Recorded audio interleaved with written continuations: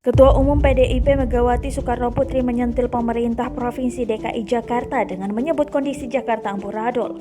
Padahal menurut Mega, DKI Jakarta semestinya bisa menjadi kota mahasiswa atau City of Intellect jika ditata dengan baik. Oleh karena itu, Mega berharap tujuan penataan DKI Jakarta dirumuskan secara jelas dengan melibatkan para akademisi. Pernyataan tersebut disampaikan Mega saat menerima penghargaan City of Intellect dari Universitas Negeri Jakarta atau UNJ untuk Kota Semarang yang dipimpin oleh kader PDIP Hendrar Prihadi. Saya bilang Jakarta ini menjadi amburadul karena apa? Ini tadi seharusnya City of Intellect.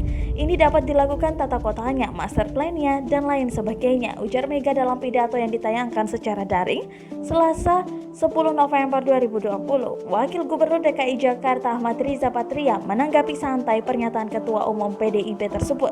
Menurut Riza, Pemprov DKI selalu bersikap terbuka menerima kritik dan komentar mengenai penataan ibu kota. Riza menyampaikan kritik memang dibutuhkan untuk memperbaiki kekurangan dan meningkatkan kualitas penataan maupun pelayanan masyarakat di Jakarta.